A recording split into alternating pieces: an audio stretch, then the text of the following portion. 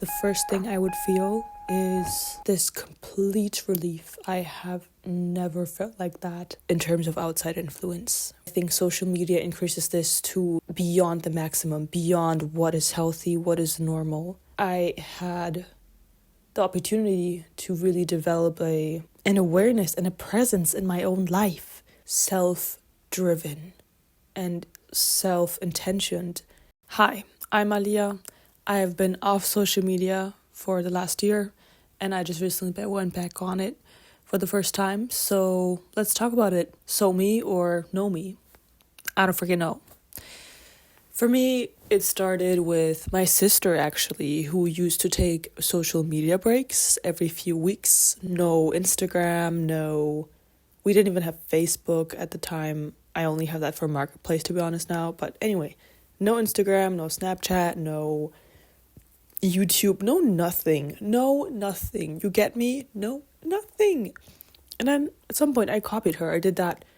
This was like back in 2010s. I was maybe 14 years old, 15 years old. I copied her, did that for 2 weeks, just wanted to see how it feels, how it goes. And then, I don't know, it just felt good. And at some point I stopped being on social media at all. I would turn 2-week breaks into 1 month, into not having a presence on there at all. And I thought it was so refreshing. I stopped having my account activated. I deactivated it and then ceased to have a presence on Instagram at all. I just deactivated the account. When COVID hit, I got it again. I even tried the TikTok thing.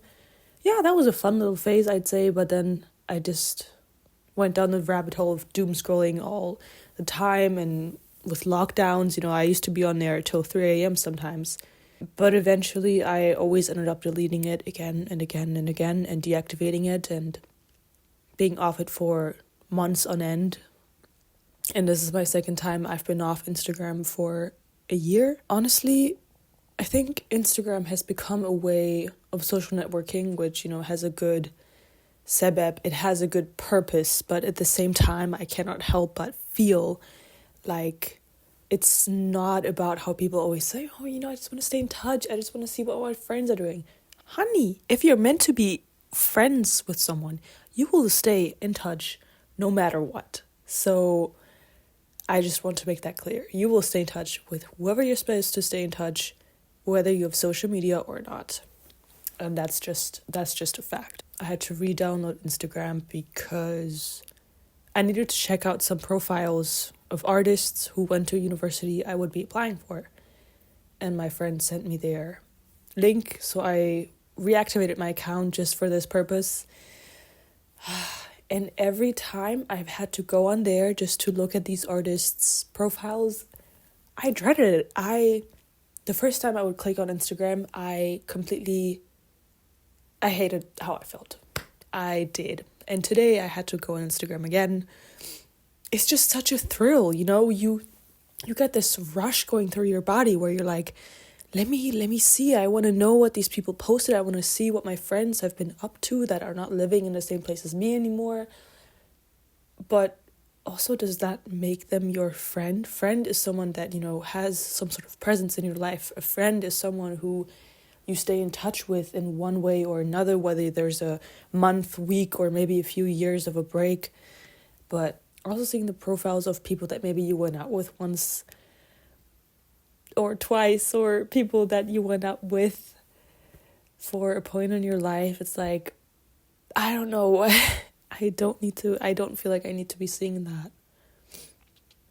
Social media in some ways makes you have to think about so many things. Do you follow or unfollow exes, or, and it also is kind of an evasion in some ways and an obstacle in terms of relationships and friendships, maybe even. I don't know. I haven't experienced anything in that direction, but it's always a topic. Social media is always a topic, and it's a topic now as well. Why? I don't know. I just wanted to share what it's been like not being on there for a year. And honestly, life without social media is doable. You don't need it for anything. I really noticed that I would keep it for recipes, for workouts, to get events, like, to stay in touch with people, to network. And while I think at least the networking makes sense, all of the other reasons were just a bahane. They were just an excuse. Like, honey, you'll find the recipes. You can look them up on YouTube or anything else. Like, you can even just have an Instagram profile just for that and just, follow those sites. But I've always been 100% in or out type of gal. I'm either there or I'm not. In some ways, a little bit is better than nothing. For example, if you're trying to improve diet or sports or just habits, whatever. How has it been without social media? How has it been without TikTok? How has it been without Instagram? What a great question you ask. Honestly, I don't think it makes that much of a difference. In my head, I've been so used to being on and off it. I don't think it's that big of a deal, actually. I think it takes some getting used to being off it. I think it also affects your FOMO. You will have more FOMO, but you'll also have so much less FOMO. Believe me, you cannot even imagine. FOMO, you will have FOMO because, your friends will not be sharing posts with you or stories or whatever. For a while, they may continue sending it to you through a link, which is so sweet. Honestly, bless you if you do that. But at the same time, you will have less FOMO because you will not have to see all the posts about their travels, about over excessively sharing their feelings like it's a blog, because social media is whatever you want it to be. Also fair. Blogs are kind of nice, and social media blogs are kind of nice as well. And you'll also have FOMO for if they go to a festival and maybe you didn't go, you will see it, you're like, oh man, I missed out, maybe that party. Whenever I would have to go back on Instagram or chose to, I felt like I was just consuming what other people are doing. And I'm sorry to say, but there's literally no reason why you need that in your life. There is no reason. What are humans for here on Earth? What are we here for? Aren't we here for a human experience, to feel all these emotions? As that one celebrity, Lily something from Riverdale said.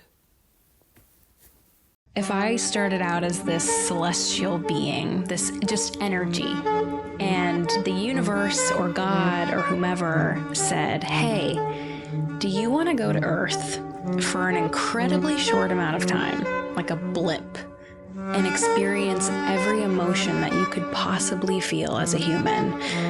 You get to have all these experiences: love, heartache, anxiety, joy, euphoria, whatever, all of it. Do you want to do that? Yeah, I do. And so when I am feeling these intense feelings, it's sort of like a reality check to step outside and say, although this is a very uncomfortable, painful feeling, it's quite beautiful that I have the capacity to experience it. That's essentially what we're here for, to do in life. Whenever I would delete my Instagram, whenever I would deactivate my Instagram, the first thing I would feel is this complete relief. I have never felt like that when it comes to social media or stuff like that. It's a completely different relief. You're like, you feel free. You feel free. At least that was my experience. I just felt free for the first time in my life, in many ways. I felt like I had the opportunity to really develop an awareness and a presence in my own life. Aren't we here in life to be present in our life, to be present with the people, with nature, with this world, with our circumstances, with our feelings, with our hardships and wonderful ships? Like, isn't that what life is really about? Then why are we consistently like this? Why? Have I just been born in the wrong generation? I don't know. You tell me. I mean, pretty clearly, probably I have. I've been thinking this since I was 15, but social media is what it is. It's got a lot of up and downsides, but in the end, I think you can positively consume. I'm not gonna lie, do I scroll on YouTube? Heck yeah, I do. I think for me personally, the sickest part of it is I think it has affected me more negatively to be seeing consistently what the people that I actually know in real life are doing compared to if I see what celebrities or people I don't actually know, just content creators, are doing. Do you see what I mean? I don't know why, but this is how I've been feeling when I would see what my friends are doing, and that's the actual FOMO. That's what FOMO on social media actually does. You get more FOMO by seeing people you know do the things that they do. Present the things that they do. We don't present all the things that we're not doing, right? Why? Because that's not exciting. So there we get back to the point of social media as an illusion. But in terms of content creators, what that is consuming and FOMO-wise, with content creators, we get FOMO of who we are not, of what we are not doing, of what we think we are not capable of doing and being. So in the end, it's really up to us how we shape our social media experience and consumption. But heck, I think we can all use a break from it. And I also think it's inevitable. You will have to have a presence depending on what your purpose in life is, your job. Essentially, we've all become content creators. I think there's a disrespect for what is content and what is not. There's things I don't think I should be seeing. I think there's clear lines on what is too vulnerable and worthy to share. And then there's authenticity and respectful vulnerability that you can share to raise awareness. So there's the down and upsides of social media. It turns us into oversharers, and it keeps us from being able to just live presently and happily in the moment. When has food become something to share the looks of with people? When have humans become the product that we share with people, the looks that we share with people, the achievements that we share with people? Like, you see what I mean? It's always about becoming better, and looking better and looking better and looking better.